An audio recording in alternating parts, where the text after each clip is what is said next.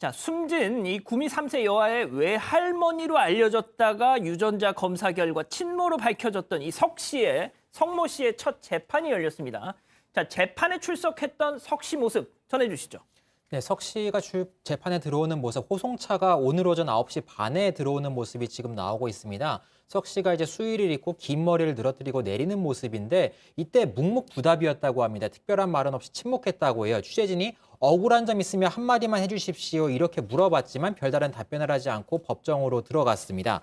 오늘 재판에 그리고 석 씨의 남편도 왔습니다. 지난번 딸의 재판에서는 언론인, 취재진들을 불러놓고서 여러 가지 얘기를 했습니다. 언론 보도에 불만이 있다. 그리고 아이를 바꿔치기 한 적 절대 없다. 이런 식으로 여러 가지 입장을 말했는데 오늘은 법정에서 특별한 말 없이 묵묵부답으로 있었다고 합니다.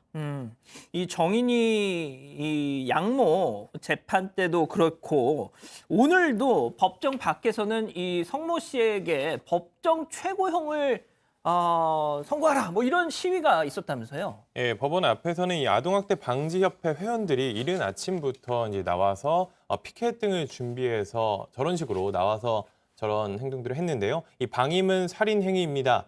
법정 최고형 등의 문구가 쓰여진 피켓 그리고 입간판 등을 들고 시위를 벌였습니다. 한 회원 같은 경우에는 아이가 살아있을 때 따뜻한 밥 한 끼도 제대로 못 먹었을 것 같아서 집에서 콩나물국을 끓여왔다라면서 정문 앞에 숨진 여아를 위한 제사상을 아이고야. 저렇게 차려놓기도 했습니다. 지금 딱 저 모습인데요. 저런 식으로 이제 미리 준비한 콩나물이 음식물을 보이네요. 들고 제사상을 숨진 아이를 위한 제사상을 차리기도 했습니다. 그렇군요. 자, 그럼 여기서 이번 재판 체크포인트 짚어보겠습니다. 역시 아이 낳은 적 없다. 자, 미성년자 약취, 시체 유기 미수 혐의로 지금 첫 재판에 넘겨진 석 씨인데 지금 체크포인트에서 본 대로 여전히 아이 낳은 적 없다. 주장을 굽히지 않나 보네요. 그렇습니다. 유전자 검사 여러 번 나왔지만 아이를 낳은 적 없다는 입장 오늘 재판에서도 부인했습니다. 일단 다른 혐의는 인정했습니다. 사체 은닉 미수 혐의로 일단 보이는데 이 혐의에 대해서도 일단 인정했습니다. 다른 혐의는 인정했고 다만 출산한 적이 없기 때문에 아이를 바꿔치기 할 수 없다. 따라서 미성년자 약취 혐의는 인정할 수 없다. 이렇게 밝혔습니다. 출산한 전제가 없기 때문에 그 미성년자 약취 혐의 자체가 성립할 수 없다는 입장을 내세웠고요. 일단 경찰과 검찰이 유전자 검사 결과를 내세운 것과는 좀 모순되는 입장을 유지하고 있습니다. 자, 교수님, 진짜 이 화성 연쇄살인 사건 진범 이춘재도 DNA 이 앞에서는 고개를 숙였는데 이 성모 씨는 이 정도 이렇게 5번이나 DNA 계속 검사를 해서 친모가 맞다라고 나왔는데도 계속 이렇게 주장을 굽히지 않는단 말이죠. 야, 이거 왜 이러는 걸까요, 정말? 너무 이렇게 완강히 부인을 하니까 국민들 일부는 이게 민간에다가 한번 맡겨야 되지 않느냐라고 할 정도인데 사실 민간보다는 우리 대한민국의 DNA 분석 기술은 세계적이라고 제가 말씀을 드렸고요. 그리고 지난번에 이제 관련돼서 키메라증이라든가 이런 얘기까지 나왔는데 그것도 이제 지금 쑥 들어갔는데 본인 생각에는 본인이 아이를 바꿔치는 그 광경을 CCTV가 찍었다든가 누가 목격했다든가 하는 이것에 대해서 다른 아는 사람들이 없으니까 본인이 무조건 나는 아이를 낳지 않았다라고 부인을 하게 되면 그것이 먹혀 들어갈 것이다라고 나름대로 판단하고 있는 것 같아요. 근데 왜 그러면 이렇게 출산 사실을 줄기차게 부인을 하느냐?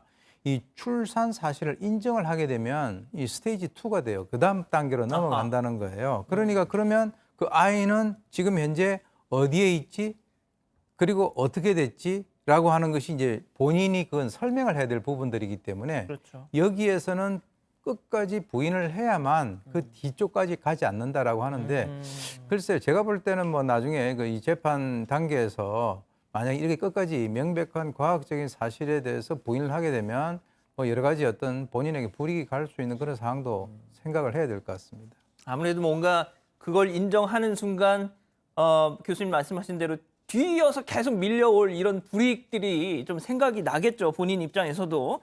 자, 그런데 이번 재판에서 검찰이 밝혀야만 되는 것이 석 씨 친모 여부 또 아이 바꿔치기 정황 그렇죠. 그리고 공범이 있느냐 없느냐 이런 것들인데 말이죠. 검찰 공소장은 이 공소 사실을 시간, 장소, 주체 이걸 구체적으로 기재를 해야 됩니다. 과학적으로는 바뀌었다는 게 확실한데 그렇다면 어떤 식으로, 어떠한 방법으로, 언제, 어떻게 그게 공시장 기재가 돼야 되거든요.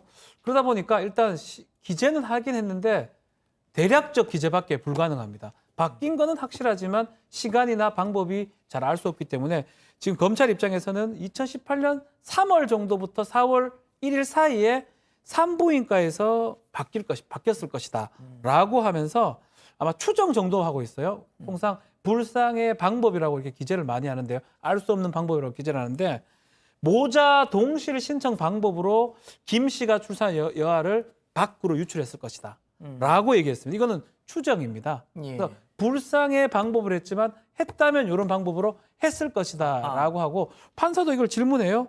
그럼 어떻게 했을 것이냐. 그러니까 산모 수첩을 가지고 있는 사람들이 데리고 나갈 수 있기 때문에 그런 방식을 예시로 적은 것이다. 그렇지만 그걸로 했는지 안 했는지 공소장을 특정할 수는 없다라고 검찰은 일단은 앞으로 밝혀야 될 게 상당히 많은 상황이고 석 씨의 그 출산 사실 이 부분도 지금 보도는 됐지만 과학적 증거는 지금 제출이 아직 안 된 것 같습니다. 그 부분은 다음 기일에 확인하겠다 하고 있습니다. 자, 그런데 말이죠. 그래도 다 이렇게 부인을 하고 있지만 인정한 건 있습니다. 사체 은닉 미수 혐의에 대해서는 인정을 했단 말이죠. 그건 이제 너무나 명백한 거죠. 왜 그러냐면 본인 이제 알려지기로는 이 석 씨의 남편이 이제 처음에 발견을 해서 경찰에다가 신고를 했다 이렇게 됐는데 나중에 이제 그 열쇠를 준 것이 그 위층에 있는 그 건물주가 열쇠를 준 그 시점이 맞지 않았어요. 그리고 이제 나중에 이제 그 쭉 추궁을 하다 보니까 제일 먼저 발견한 사람은 이제 석 씨가 발견했고 그리고 이제 그 과정에서 자기 딸에게 연락을 해가지고 뭐 자기가 책임을 지겠다 뭐 이런 식으로 이제 그 얘기를 했다라고 하는데 그런 상황에서 이거는 명백하게 보통 일반적으로 사람들이 시신을 발견하게 된다면 바로 신고를 해야 되는 것이 상식인데 벌써 이제 그 시간을 갖다가 더 끌었단 말이죠. 그러니까 이제 그 과정에서 뭐 상자를 가져가서 바람이 불어서 자기는 포기를 했다 이런 얘기도 했기 때문에 이 사체 은닉 미수 부분에 대해서는 본인이 그것을 인정할 수밖에 없는 그런 상황이라고 봅니다. 예. 변호사님, 그 네. 짧게 말이죠. 그 지금 국선 변호인을 그렇죠. 선임했더라고요. 사선 변호인을 표현합니다. 사선. 그러니까 임의로 선임한 변호사는 처음에는 DNA 오류 가능성 있지 않느냐라면서 강력하게 주장을 했는데 그게 좀 안 된다고 판단이 됐는지 어떤지 사임을 했습니다. 이게 이런 사건은 그분이 그 전관 변호사였잖아요. 네, 맞습니다. 예. 뭐 유모 변호사라고 알려져 있는데요. 그러면 이런 사건에서는 필요하다면 국선을 재판부에 선임을 해줍니다.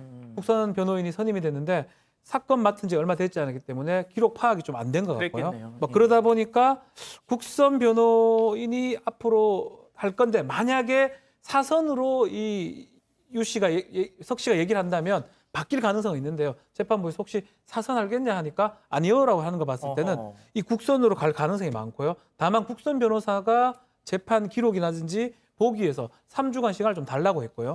결국 5월 4일 날 다음 재판기일이 잡혔습니다. 알겠습니다. 자, 오늘 법 이렇게 마무리하고요.